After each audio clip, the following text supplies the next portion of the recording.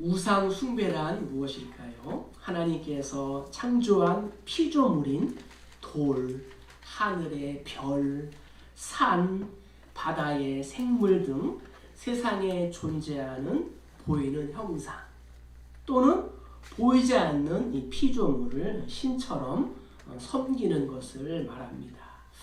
성경은 우상에 대하여 이렇게 말씀하고 있습니다. 새긴 우상은 그 새겨 만든 자에게 무엇이 유익하겠느냐? 부어 만든 우상은 거짓 스승이라. 만든 자가 이 말하지 못하는 우상을 의지하니 무엇이 유익하겠느냐? 사람마다 어리석고 무식하도다. 은장이마다 자기의 조각한 신상으로 말미암아 수치를 당하나니 이는 그가 부어 만든 우상은 거짓 것이요 그 속에 생기가 없습니다. 고 말씀하고 있습니다. 십계명에서도 신명기에 보면은 그것들에게 절하지 말며 그것들을 섬기지 말라. 나 내 하나님 여호와는 질투하는 하나님인즉 나를 미워하는 자의 죄를 갚되 아버지로부터 아들에게로 3, 4대까지 이르게 하거니와 나를 사랑하고 내 계명을 지키는 자에게는 1000대까지 은혜를 베푼다고 말씀하셨습니다. 우상 숭배에 대한 어리석음을 또 하나님 또 성경의 저자는 이렇게 말하고 있습니다. 본문의 배경은 엘리 제사장이 이스라엘을 다스리던 시대로 이스라엘은 블레셋과의 전투에서 4,000명의 전사자를 내며 1차 전투에서 패배를 당하게 되었습니다. 패배한 이스라엘이 취한 행동은 무엇입니까? 하나님의 궤를 앞세우고 다시 전장에 나가자. 그래서 하나님의 궤를 전장으로 가지고 와서 전투를 했지만 3만 명의 전사자를 내며 대패하고 말았습니다. 그리고 하나님의 궤를 이방인인 이 블레셋에게 빼앗기는 어처구니 없는 일까지 당하고 말았습니다. 본문은 블레셋에게 빼앗긴 하나님의 궤를 통하여 어떠한 일이 일어났는지를 우리에게 알려주고 있습니다. 하나님은 사랑의 하나님인 동시에 공의의 하나님으로서 당신을 사랑하고 또 순종하는 자들에게는 복을 주시지만 하나님 당신을 대적하며 모독하는 자에게는 진노와 심판을 베푸신다라는 것을 오늘 우리 본문을 통하여 깨달을 수가 있습니다. 그래서 오늘 본문에 나온 이 블레셋이 대표적으로 하나님의 손에 의하여 진노와 심판을 당한 사람들이었습니다. 3절과 4절을 한번 읽어보도록 하겠습니다. 아스도 사람들이 이튿날 일찍 일어나 본즉 다곤이 여호와의 궤 앞에서 엎드러져 그 얼굴이 땅에 닿았는지라. 그들이 다곤을 일으켜 다시 그 자리에 세웠더니 그 이튿날 아침에 그들이 일찍 일어나 본즉 다곤이 여호와의 궤 앞에서 또다시 엎드러져 얼굴이 땅에 닿았고 그 머리와 두 손목은 끊어져 문지방에 있고 다곤의 몸뚱이만 남았더라. 아멘. 다곤 신전에서 생긴 일은 무엇일까요? 우리가 방금 읽은 말씀처럼 다곤 신이 여호와의 궤 앞에서 항복한 거예요. 블레셋은 이스라엘과의 전쟁에서 대승을 거두었습니다. 그리고 자신들이 그토록 두려워하던 하나님의 궤까지 탈취하여 자기의 나라로 돌아왔습니다. 블레셋은 에베네셀에서 이스라엘로부터 빼앗은 하나님의 궤를 아스돗으로 가지고 왔습니다. 이 아스돗은 블레셋의 5대 도시 중에 하나로서 블레셋의 대표 우상인 이 다곤을 섬기는 그러한 중심지였습니다. 이 아스돗에는 엄청난 규모의 다곤 신상이 있었는데 이 다곤은 수천 년 동안 근동 지역에서 큰 신으로 여겨졌는데 이 다곤은 반인 반어, 반은 사람의 모양이고 반은 물고기 모양으로 블레셋의 국가적인 우상이었습니다. 이 블레셋은 하나님의 궤를 가지고 다곤의 신전에 들어가서 다곤의 신상 곁에 두었습니다. 자신들이 섬기는 다곤 신이 이스라엘의 하나님보다 우월했기 때문에 우리가 전쟁에서 승리했다라는 것을 과시하기 위함이었습니다. 한편으로는 하나님의 이 궤를 다곤 신전에 둔 것은 패배한 이 이스라엘이 블레셋을 섬기듯이 이스라엘 하나님도 이 다곤 신을 섬겨야 한다는 상징적인 조치였습니다. 그래서 고대 전쟁은 신들의 전쟁이었습니다. 전쟁에서 이기고 돌아온 이 하나님의 궤까지도 빼앗아온 블레셋으로서는 아마 당연한 것이었습니다. 전쟁에서 패한 결과는 어떻게 될까요? 왕은 죽임을 당하고 백성들은 모두 종이 되고 곡식과 재물은 승리한 국가의 차지였습니다. 그런 하나님은 저들의 이 같은 행위를 묵과하실 수가 없었습니다. 하나님의 반응이 나타났습니다. 그것은 아스돗 사람들이 이튿날 다곤 신전에 가보니까 다곤이 하나님의 궤 앞에 엎드려져 있었어요. 얼굴을 땅에 닿은 채로 엎드려져 있었던 것입니다. 얼굴이 이 땅에 닿았다 하는 것은 경배와 굴복, 항복의 표시였습니다. 하지만 블레셋, 아스돗 사람들은 이 일을 우연한 사고로 생각하고 다곤을 다시 일으켜 제자리에 두었습니다. 그런데 다음 날 아침에도 저들이 다곤 신전에 가보니 또다시 다곤이 여호와의 궤 앞에서 얼굴을 땅에 닿은 채 엎드려져 있었습니다. 그런데 이상하게 그뿐만 아니라 이번에는 다곤 신의 이 머리 또 두 손목이 잘려져 있는 것이었습니다. 머리나 손목을 자르는 것은 전쟁에서 상대방을 이기거나 처형할 때 사용하는 방법이었습니다. 하나님께서는 다곤은 하나님의 적수가 될 수 없으며 하나님에 의해 심판을 받아 파괴되고 사라져야 할 무가치한 우상에 불과하다는 것을 분명하게 보여주신 것입니다. 그렇게 하심으로 첫날 아침 다곤의 신상이 엎드려져 있었던 것이 결코 우연히 일어난 일이 아니며 저들이 그것을 다시 세우려고 노력을 해도 헛된 일이라는 것을 깨닫게 하신 것이었습니다. 이 사건은 하나님께서 온 세상의 참신이시며 사람들에 의하여 만들어진 이 신이라 불려지는 모든 것들은 아무짝에도 쓸모가 없으며 아무것도 아니라는 것을 하나님께서 보여주신 것입니다. 블레셋은 이스라엘과의 전쟁에서 대승을 거두고 또 하나님의 임재의 상징인 이 법궤를 가져오는 뜻밖의 전과를 올렸다고 좋아했을 것입니다.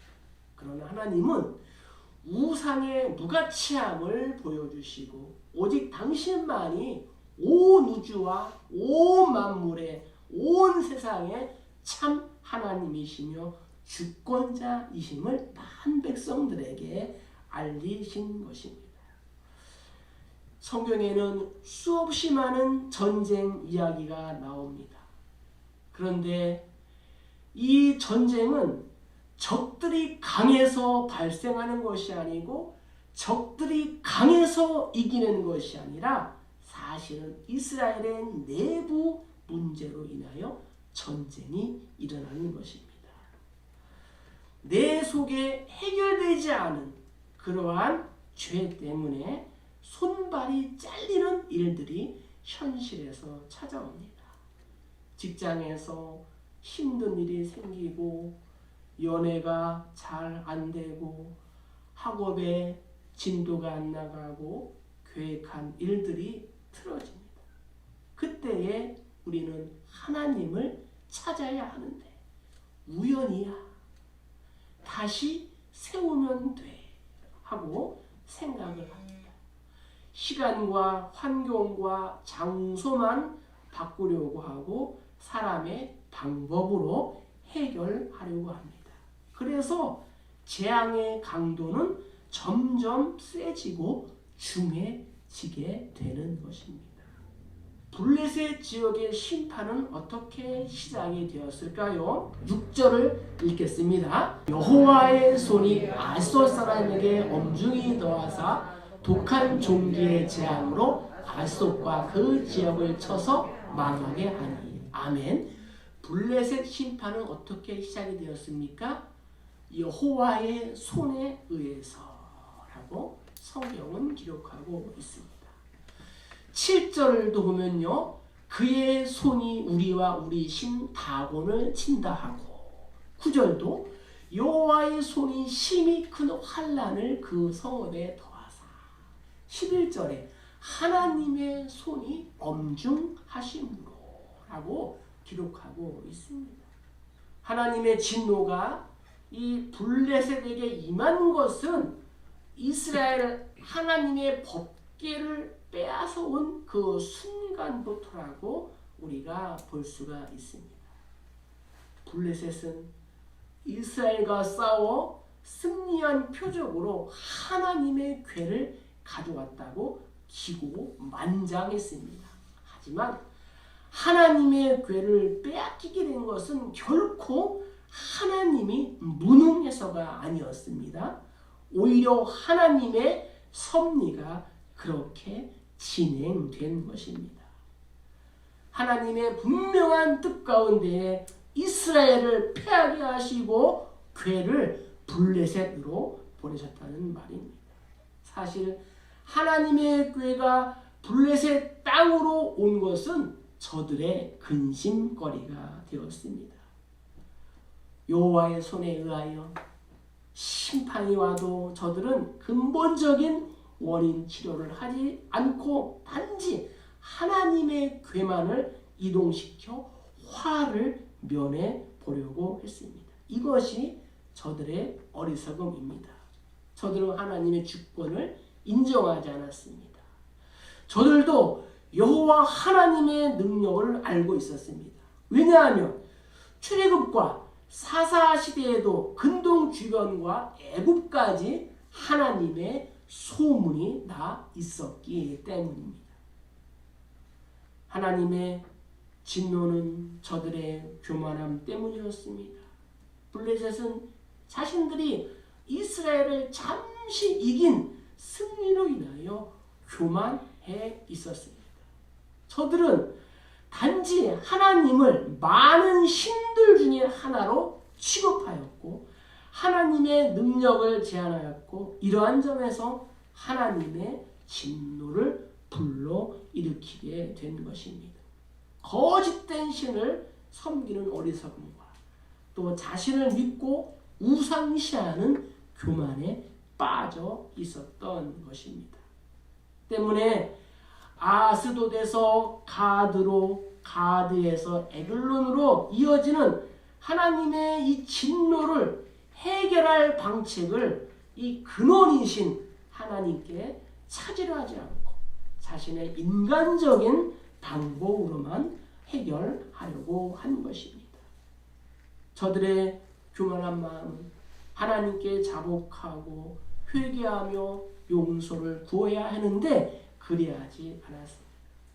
하나님의 백성과 하나님의 궤를 무시함으로 하나님의 능력까지도 무시한 것이었습니다. 우리의 최고의 우상은 무엇일까요? 궁극적으로 말씀드리면 자기 자신인 것입니다. 하나님보다 높아지려고 하는 인간의 야망이 자신의 형상을 만들어서 그 앞에 절하고 섬기게 하는 것입니다. 하나님은 다곤이나 어떠한 다른 신과도 나란히 놓아서는 안 되는 그러한 분입니다. 그분은 홀로 모든 영광을 받으시고 모든 자리를 차지하기를 원하시는 유일신이다라는 것을 반드시 기억하시기를 축복합니다. 오늘 말씀을 통하여 무조건 복을 받으려고 쓰러지면 다시 세우고 또 세우는 나의 우상은 무엇입니까? 내가 해결할 수 없는 시련을 우연이나 또한 필연으로 여기고 그것과 타협하며 내 힘으로 해결하려고 하고 있지는 않습니까? 여호와의 손이 이 우상을 섬긴 블레셋을 치셨습니다. 블레셋 사람들의 반응은 무엇일까요? 9절을 다 같이 읽어보겠습니다. 그것을 옮겨간 후에 여호와의 손이 심히 큰 환난을 그 성읍에 더하사 성읍 사람들의 작은 자와 큰 자를 다 쳐서 독한 종기가 나게 하신지라. 아멘. 하나님의 진노의 심판에 이 블레셋 사람들의 반응은 무엇이에요? 법궤를 옮기고자 했습니다. 아스돗에서 가드로, 가드에서 또 에그론으로. 우상을 심판하신 하나님은 이제 블레셋 백성들을 심판하십니다.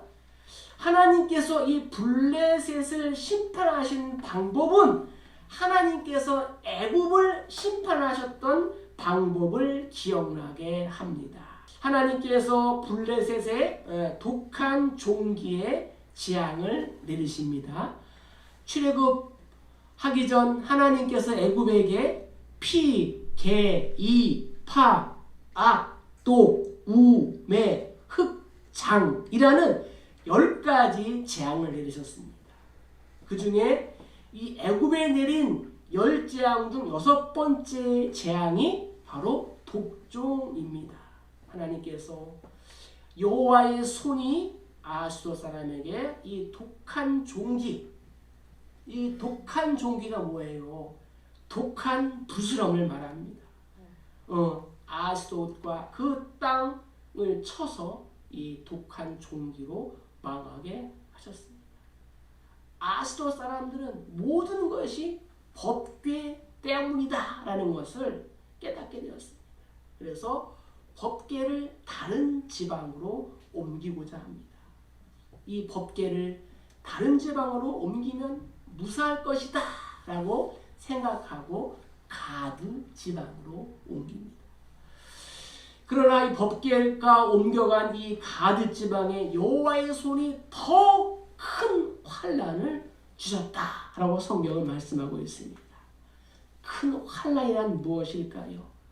독종으로 인한 혼란과 또 파괴와 또 이 소동의 이 삼중고가 이 가드 지방에 내렸습니다. 성의 작은 자와 모든 큰 자, 그러니까 작은 자와 큰 자라는 것은 모든 백성에게 독한 부스럼이 나게 하셨다라는 말입니다. 그러자 가드의 사람들은 이번에는 하나님의 궤를 에그론 지방으로 보냅니다. 하나님의 궤가 에그론에 도착하자 에그론 사람들이 부르짖어 말합니다. 저들이 이 이스라엘 궤를 우리에게 가져다가 우리와 우리 백성들을 죽이려 한다. 이 에그론 사람들도 아스돗과 가드 지방에 내린 하나님의 심판의 소식을 미리 알고 있었습니다. 그래서 주민들은 여호와의 궤를 자신들의 성읍으로 들여오지 못하도록 필사적으로 저항을 했습니다. 하나님은 블레셋의 교만과 이 어리석음을 버려오자 그들에게 독종을 창궐하게 하신 것입니다. 신명기에서 모세는 이렇게 말합니다. 여호와께서 애굽의 종기와 치질과 괴혈병과 피부병으로 너를 치시리니 내가 치유받지 못할 것이며 여호와께서 또 너를 미치는 것과 눈머는 것과 정신병으로 치실 것이다 라고 말씀하셨습니다. 독종은 흑사병으로 아주 무서운 병입니다. 유럽 인구 3분의 1이 이 흑사병으로 죽기도 했습니다. 다곤 우상의 머리와 이 손발이 잘린 건 심한 이 독한 종기를 내리신 것은 오직 하나님만이 하실 수 있는 심판이었습니다. 그러나 저들이 이해하지 못하고 계속적으로 인간적인 방법을 취하는 것은 진노의 횟수와 진노의 강도를 높이는 어리석음이었습니다. 마치 애굽에 처음 나온 것들, 장자가 다 죽기까지, 왕의 이 아들 왕자가 죽기까지 하나님의 징계를 받아들이지 않고 오히려 대적을 했던 것처럼 말입니다. 이 정도의 재앙을 당하고 있는데 회개하지 않는 블레셋을 보면 내가 회개하고 예수님을 믿게 된 것은 참으로 기적 중에 기적인 것입니다. 여러분 모두는 기적의 주인공임을 믿습니다. 11절과 12절 한번 읽겠습니다. 이에 사람을 보내어 블레셋 모든 방백을 모으고 이르되 이스라엘 신의 궤를 보내어 그 있던 곳으로 돌아가게 하고 우리와 우리 백성이 죽임당함을 멸하게 하자 하니 이는 온 성읍이 사망의 환난을 당함이라. 거기서 하나님의 손이 엄중하심으로 죽지 아니한 사람들은 독한 종류로 치심을 당해 성읍의 부르짖음이 하늘에 사무쳤더라. 성경은 말씀하고 있습니다. 하나님의 심판이 임하자 블레셋이 취한 조치는 이렇게 법궤의 장소를 옮긴 것입니다. 그러나 장소를 옮긴다고 해서 근본적인 문제가 해결되는 것은 아니었습니다. 법궤를 옮긴 그곳에서도 마찬가지였습니다. 많은 낭패와 실망을 당한 후에 하나님의 교와 함께 하시는 하나님의 권세를 느꼈습니다. 그래서 법궤를 다시 있던 장소로 돌려보내기로 했습니다. 이스라엘에게는 하나님의 궤가 생명을 쫓아 생명에 이르는 냄새였지만 블레셋에게는 사망으로 쫓아 사망에 이르는 냄새였던 것입니다. 이처럼 블레셋은 하나님의 궤를 통한 하나님의 관건적인 섭리에 의하여 커다란 두려움을 당한 후에 낭패와 실망을 당한 후에 하나님의 궤를 본래의 처소로 돌려보내기로 했습니다. 하나님은 은혜로우시며 자비로우시며 노하기를 더디하시며 인애가 크시고 뜻을 돌이켜 재앙을 내리지 아니하시는 분임을 믿습니다. 그러나 하나님도 때때로 진노하신다는 거예요. 따라서 인간의 지혜와 인간의 방법으로 하나님을 대적하는 것은 어리석고 허무하다는 것을 잠언 기자가 이렇게 말하고 있습니다. 지혜로도 못하고 명철로도 못하고 노력으로도 여호와를 당하지 못하느니라. 싸울날 위하여 마병을 예비하거니와 이김은 여호와께 있느니라. 할렐루야. 세상의 모든 우상은 몸뚱이만 남은 다곤처럼 무능하고 헛된 것임을 깨닫기를 원합니다. 하나님은 이제라도 돌이키고 돌아오라고 나에게 넘어지는 사건을 주시는 것입니다. 다곤이 넘어져도 다시 세우려고 하는 이 블레셋처럼 내 노력으로 다시 일어서려는 헛된 수고를 벌여야 합니다. 블레셋은 자신들의 신이 하나님을 이긴 것으로 착각했습니다. 그러다가 법궤로 인하여 고난과 슬픔을 당하자 하나님의 법궤를 피합니다. 그러나 피한다고 문제가 해결되지는 않는 것입니다. 성도들도 하나님을 피하는 것이 결코 바르고 옳은 길이 아닌 것입니다. 이제 말씀을 마칩니다. 인생에서 인간 독종, 환경 독종, 질병 독종 등 견디기 힘든 이 독종을 만날 수 있어요. 아니 지금 만난 분도 계시고 독종의 터널을 지나고 계신 분도 있을 줄 믿습니다. 고통 속에서 내 허물을 돌아보고 구원의 손을 붙들고 있습니까? 아니면 교회를 탓하며 공동체를 탓하며 상대방을 탓하며 다른 신을 섬기며 다른 장소로 옮기려고 하고 있습니까? 혹시 진노 중에도 블레셋처럼 피하지 말고 상하고 통회하는 마음으로 하나님 앞에 나온다면 하나님의 손, 여호와의 손으로 만지시고 회복시켜 줄 줄로 믿습니다. 하나님을 믿고 섬기는 자에게는 여호와의 손이 구원의 손이 될 것이며 하나님을 모르고 우상을 섬기는 자에게는 여호와의 손은 심판의 손이 되는 것입니다. 언약궤, 법궤 자체 때문에 내가 죽고 사는 것이 아니라 내가 뉘우치고 회개하는가 안 하는가가 구원과 심판의 갈림길이 되는 것입니다. 바라기는 범사에 하나님을 가까이 하시기를 축복합니다. 하나님을 가까이 하니 내게 복이라. 하나님을 가까이 하면 하나님이 나를 높여주십니다. 나를 책임져 줄 줄로 믿습니다. 이 땅을 살아가면서 내가 할 일은 애통하고 울면서 가는 길밖에 없어요. 그래서 더욱 하나님을 바라볼 수밖에 없는 것입니다.